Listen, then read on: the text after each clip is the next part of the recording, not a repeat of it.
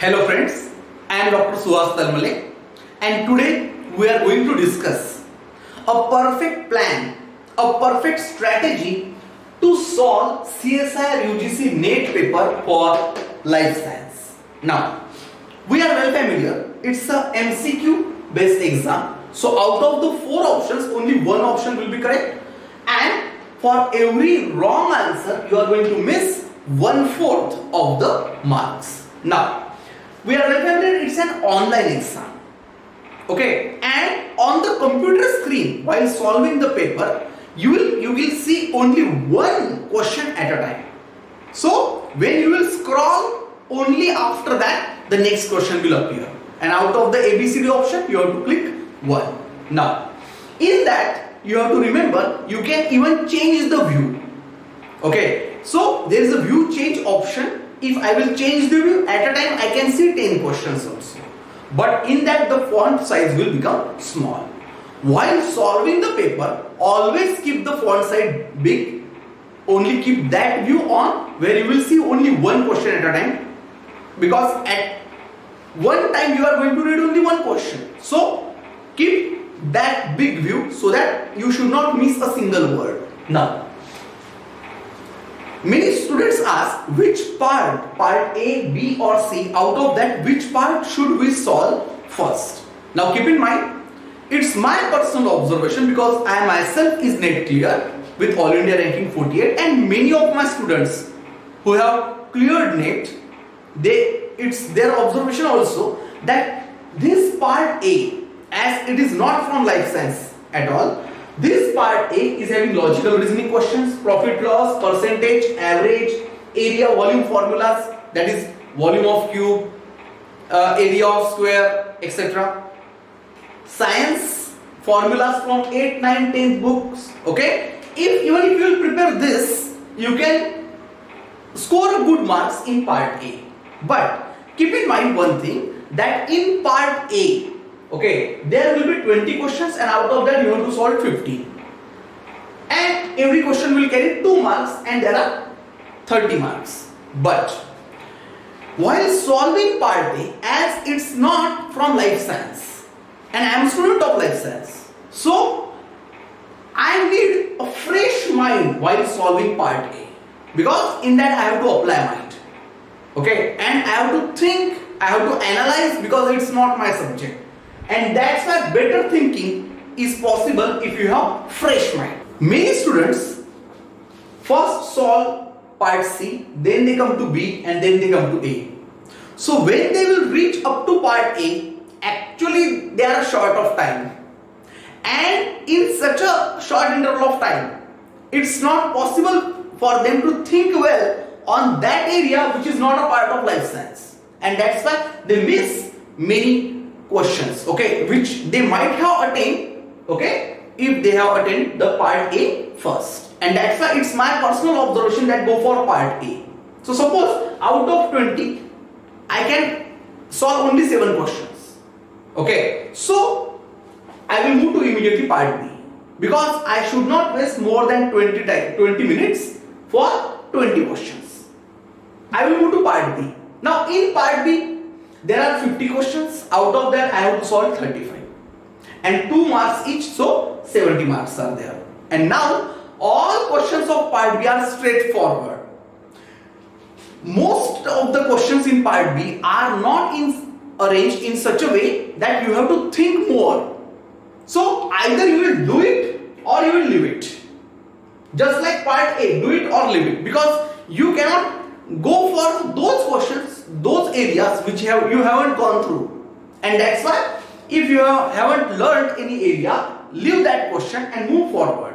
And that's why solve only limited questions, those in which you are confident. So suppose I solve only 20 questions of part B and maximum 30 minutes, and then I will switch on to part C, because part C is the one which is having one question of 4 marks, and that's why I should give more time to part C.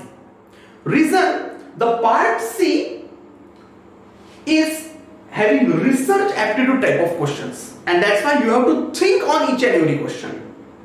99% questions of part C are such that you will require more time, you will require thinking on everything. And that's why we have reserved 2 hours 10 minutes for this, because 20 plus 10 50 minutes and rest of it. Suppose 10 minutes extra we will give to part A and B. Then also we must have at least 2 hours for part C, because out of 75 questions you have to solve only 25. Okay, so you are going to leave 50 questions. Okay, now part A I have switched on to part B, then to part C. But while solving the paper, you will get a page for rough work. Suppose this is that rough page. Immediately when I will receive that rough page, I will write A, B and C, and I will reserve these 3 lines for them. Now, question number 1 to 20 are part A, 21 to 70 are part B, and 71 to 145 part C, correct? Now, while solving, I will read question number 1, then scroll question number 2, question number 3 in this way. Question number 3, suppose I think that if I will think and give more time to question number 3, I can solve it, but I will require more time. So, in the A section, I will write on the rough page number 3. Similarly, I will move forward and question number 10 of the A part, I think that if I will give more time to it, because it's a time consuming question, I can solve it. So, I will write question number 10. Then, question number 18. I have written these 3. Most of the questions are like, do it or leave it. But suppose 3 questions of part A, suppose I have solved 7, and still 3 questions, I can, if I will spend more time, I can solve them. So I will write them separately on in front of A. Similarly, when I will move to B, again, I have already explained either do it or leave it is the strategy, because the questions are straightforward. Correct? But suppose in part B also, there are 2 questions which I think that if I will move, I will give more time, I can solve them. So I will write these 2 questions, question number 25, question number 66. I have just taken an example. You can write your own question numbers, okay? And when I will move to part C, where I have to read each and every question very carefully, okay? And while reading the questions, many times the questions are too big, more than half page. But while reading, I will go on linking what they have explained in this big question, okay? Then definitely I can do part C also. But in part C also, I have written here 3 question numbers, question number 101, 120 and 141. Again an example. But these 3 questions are such that if I will think and go for proper thinking, I will give more time to these questions, definitely I can solve them. Correct? Now, this is how part C. Keep in mind, many times in part C, clear, questions at the end of part C are comparatively very easy. And because we have invested more of our time while solving the initial part of part C, it will not give me time to read the questions at the end. So, do it, think properly on those topics in which you are 100% confident and move forward. But suppose I have solved only 20 questions in part C and still 3 questions are there, because I have gone up to the 75, I have gone through all the 75 questions, and that's why I have written these 3 numbers, okay, that if I will give time to them, I can solve it. So now in this way, part A, B and C, all the 3 are solved, and still I have time in my hand. Then I will reverse scroll, okay, and I can even if you want, you can change your option. Okay, you can change your answer until and unless there is a button of submit. Okay, until and unless you submit the paper, you can change the option. And that's why now I will scroll back. But keep in mind, before scrolling back, because I can see only one question at a time, so I will scroll back, reverse scroll. In that, definitely I will keep on scrolling one by one questions. Instead of that, change the view. So up till now, we were having only one question on the screen. Now, as I change the view, I can see multiple questions. I can see suppose 10 questions. Now, in one reverse scroll, I will pass on 10 questions, and that's why it will become easy for me to reach up to the question of my interest. Okay, and that's why, and now even if the font is small, it's okay, because now I am going to read the same question second time. And that's why when I will now solve these part C questions, I will think on them, and then I will move to part B, think on them, and now if time is left, then only I will go to part A, because it is well possible that these part A questions, now a single question might require rest of the complete time. Okay, and that's why, okay, in this way I have to go through it. So this is a perfect strategy to solve it. Now keep in mind, out of 4 options, many a times, especially in part C, out of 4 options, many a times, none is perfect.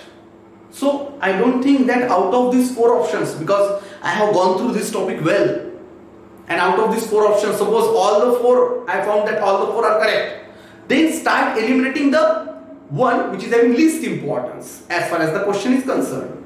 Then eliminate the second one, and then eliminate the third one, and the one which is most appropriate, that you have to select.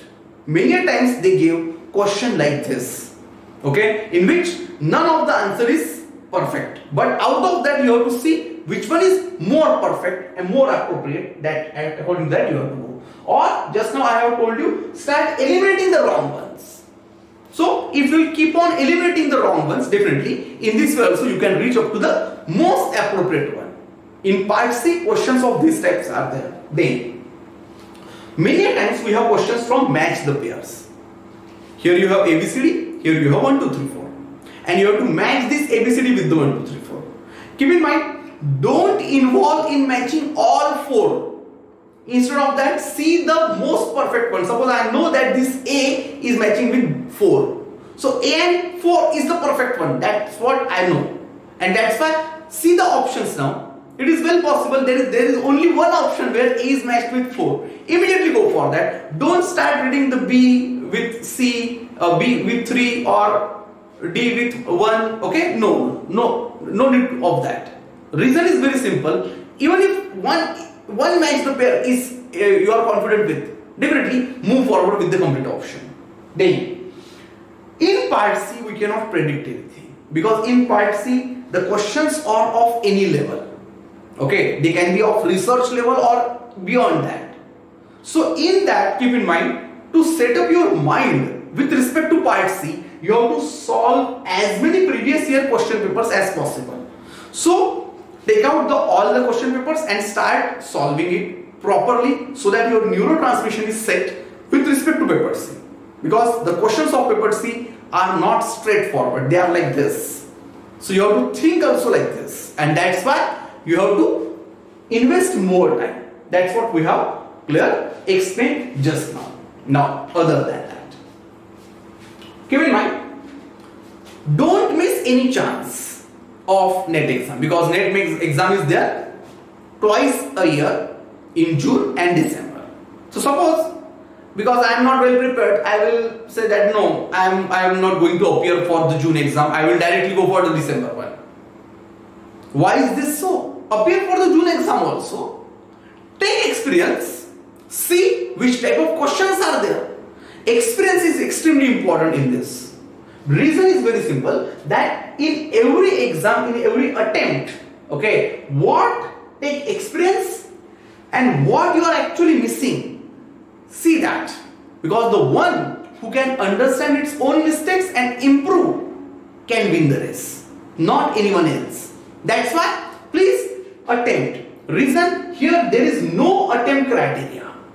So it's not there that you have given 3 attempts, now you cannot appear for the NET. No, it's not there. You can appear for many times up to the age of 28 for open. Okay, you can go for JRF, and for LS there is no age limit. So there is no problem regarding that.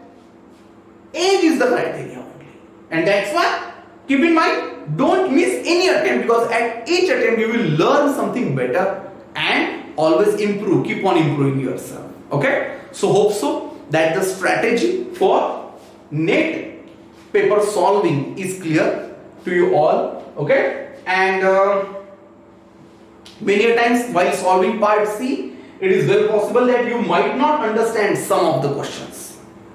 Many a times, just now when we will start part C, question number 1, 2, 3, 4, 5, oh my god, all the 5 questions are completely unknown to me. It's okay. Out of 75, you have to solve only 25. Keep in mind, don't get panic. Okay? Believe in yourself. Even if you will solve 20 questions in part C, that much is also sufficient, because 24 are 80 marks will be sure. Because don't forget that the topper of every year, the topper of exam in life science or any other part is between 55 to 60%. So even if you will secure 60% mark, you can be the rank 1 in NET. So keep in mind these things, okay? Don't get panic. You have many questions, okay? And that's why what you have to go through perfect one.